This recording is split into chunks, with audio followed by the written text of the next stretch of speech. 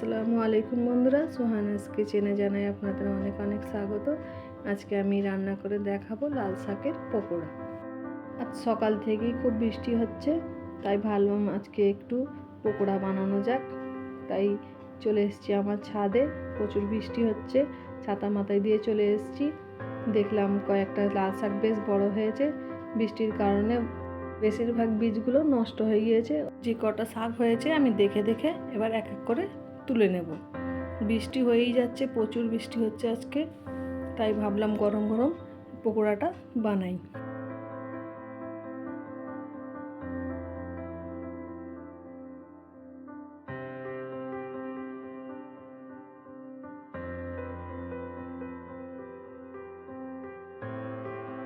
এক করে দেখে দেখে শাকগুলো আমি তুলে নিয়েছি।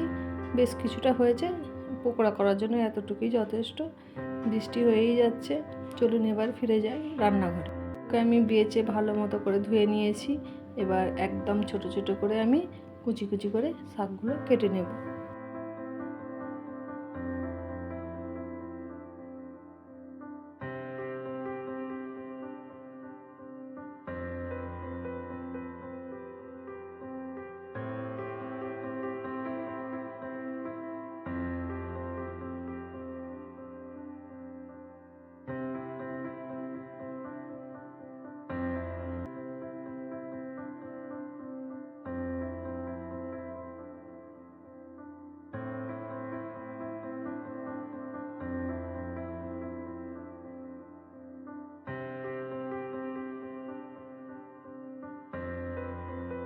তারপর নিয়ে নিয়েছি একটি বোল, আর নিয়ে নিয়েছি কিছুটা জল।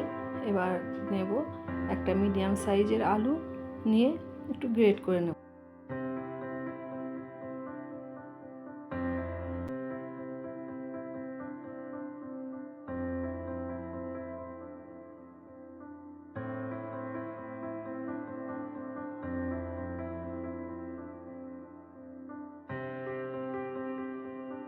তারপর গ্রেট করা আলুটাকে আমি জল দিয়ে খুব ভালো মতো করে ধুয়ে নেব।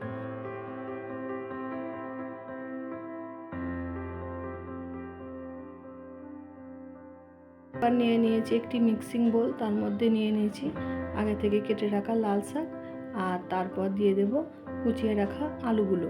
তারপর দিয়ে দেব বড় চামচের 2 চামচ বেসন। আমি এখানে 4 চামচ বেসন ব্যবহার করব, তাই প্রথমে 2 চামচ দিয়ে একটু ভালো মতো করে মাখিয়ে নেব কিছু গুঁড়ো মশলা দিয়ে। প্রথমে দিয়ে দেব স্বাদ মতো লবণ, আর তারপরে দিয়ে দেব ছোট চামচের 1 চামচ হলুদ গুঁড়ো, আর ছোট চামচের 1 চামচ লঙ্কা গুঁড়ো।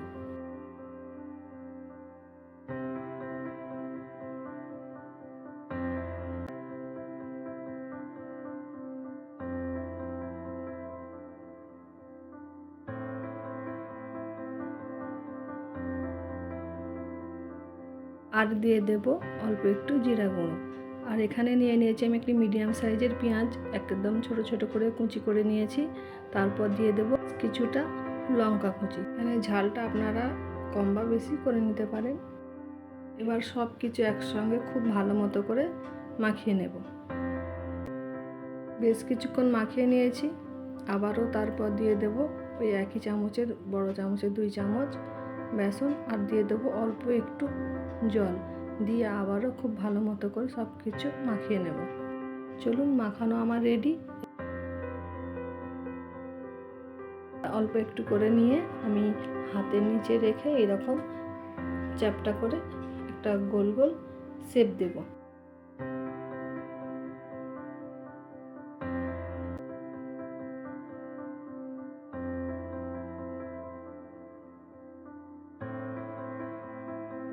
একইভাবে সব পকোড়াগুলো আমি বানিয়ে নেব। এইরকম পকোড়া গরম গরম খেতে খুবই ভালো লাগে। আপনারা একবার হলো বাড়িতে বানিয়ে দেখতে পারেন, সত্যি খেতে খুবই ভালো হয়েছিল।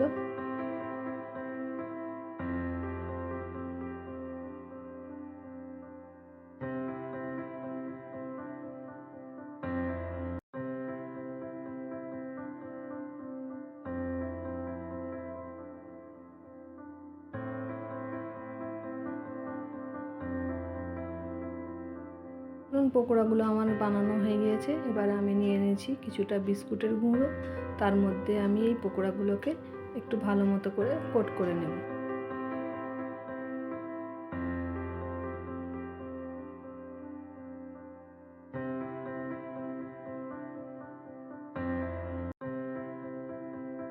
চলুন, পকোড়াগুলো আমার কোট করে নেওয়া হয়ে গিয়েছে। পকোড়াগুলো এবার ভেজে নেওয়া যাক। তার জন্য আমি চুলায় একটি প্যান বসিয়ে দিয়েছি, তার মধ্যে দিয়ে দেব বেশ কিছুটা সয়াবিন তেল। তেল খুব ভালো মতো গরম হয়ে গিয়েছে। এবার আমি এক এক করে পকোড়াগুলো তেলের মধ্যে দিয়ে দেব। তবে এই পকোড়াটা একদম মিডিয়াম টু লো হিটে ভাজতে হবে, না হলে ভিতরটা কাঁচা থেকে যেতে পারে।